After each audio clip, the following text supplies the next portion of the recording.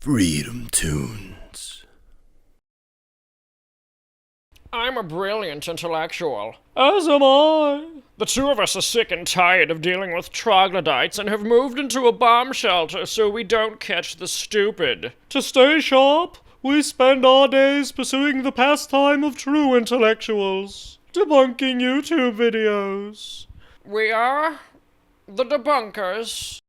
The founders would look at us today and be very puzzled. The idea that anybody could get a weapon of war, walk into a school and shoot it up.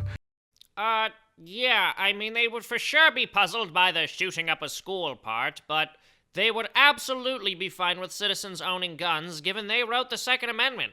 I think they would think that was crazy. Oh, you think the founders would be against school shootings? Interesting. Yes, well, no one is disagreeing that school shootings are an awful travesty. According to the data, over the past 25 years, the average number of kids killed in school shootings is 10 per year. And while, of course, any number of children dead is too many, these are incredibly rare events, and we cannot allow sensationalism and fear-mongering to be used in order to strip us of our rights. Yes, and well, furthermore, any number of dead children is too many. The same could be said for the number of Americans killed in terror attacks. Yet, miraculously, the left is able to see that stripping us of our rights in order to prevent deaths resulting from Islamic terrorism is a poor idea. What's the exact wording of the Second Amendment? It's very short. A well-regulated militia, being necessary to the security of a free state, the right of the people to keep and bear arms, shall not be infringed. Yes, the militia is to be well regulated, not the right of the people.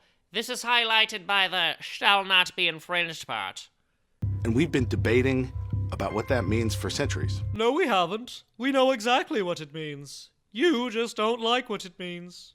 The founders thought that the Second Amendment was about protecting against tyranny. What do you mean they thought? Were they wrong? Did they not know what the Second Amendment meant when they wrote it themselves?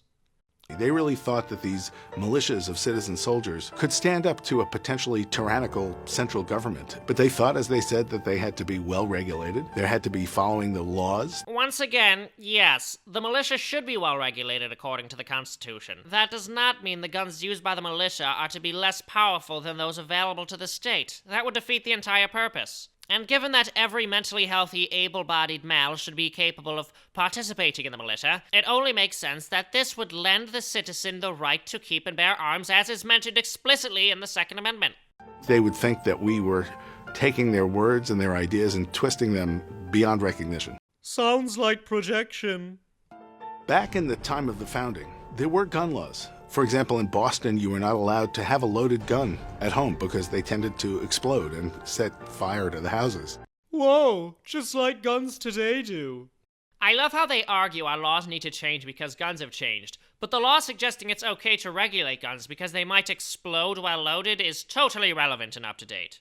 Also note, this law was local to Boston. In other words, it was not a federal gun control law. In 1824, the Board of Regents of the University of Virginia voted to ban guns on campus. Who were these gun grabbers? Well, James Madison, who wrote the Second Amendment, and Thomas Jefferson, who wrote the Declaration of Independence. Once again, not a federal gun control law. In fact, not even a state gun control law. A university setting up rules for whether or not one could have guns on campus is not the same as having a gun control law. It's simply the policy of that university specifically. No one's arguing that every institution everywhere must allow guns. Furthermore, if the Founding Fathers intended for the Second Amendment to entail whatever kinds of regulations you yourself are pushing for, why is it that none of these laws or regulations were instated initially? After all, virtually all citizens did have easy access to the military-grade weapons of their day. The founders would think the idea that you should arm everybody, and especially arm teachers, was crazy. Yes, note how he lumps allowing the general population to be armed and forcing teachers to be armed into the same category. Also consider that almost nobody is saying all teachers should be armed. People are simply arguing that if a teacher is trained and qualified to handle a weapon, they should be able to do so in order to protect their students if they feel necessary. The teacher would have shot the hell out of him before he knew what happened.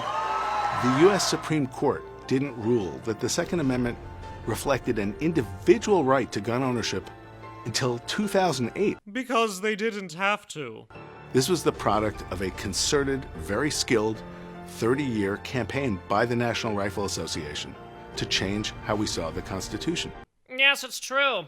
No one believed in the individual right to keep and bear arms until 30 years ago, when the NRA tricked us into believing so.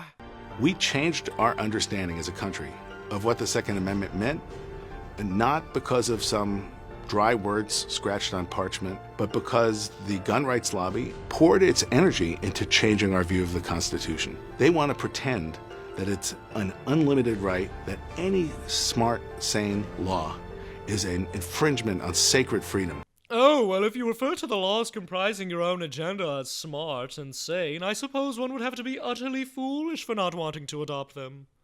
And that's just nonsense. The Second Amendment does not prohibit, does not bar strong, sensible gun laws. Yes, it does. Only political will and the broken political system stands in the way of that. What I find most annoying about all of this rhetoric is that, on the one hand, they attempt to make these incredibly flimsy arguments that the founders of this nation, who wrote the Constitution with the purposes of restricting government authority and empowering the citizens as individuals, truly intended for the state to have monopoly on firepower.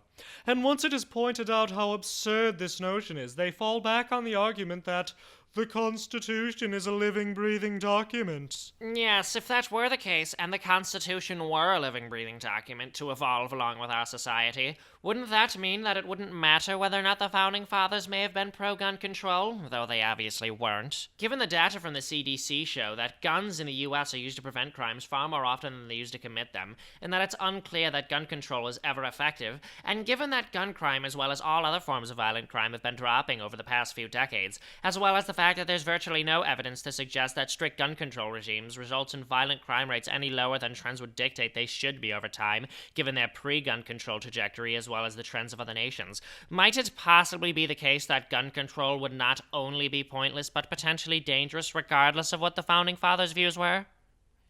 In other words, you are fake news. Hey folks, thank you so much for watching. FreedomToons is almost entirely fan-funded, which is necessary because YouTube demonetizes us a lot. So if you want to support content which is shaking up the status quo in an entertaining way, please consider donating on Patreon. Thank you so much.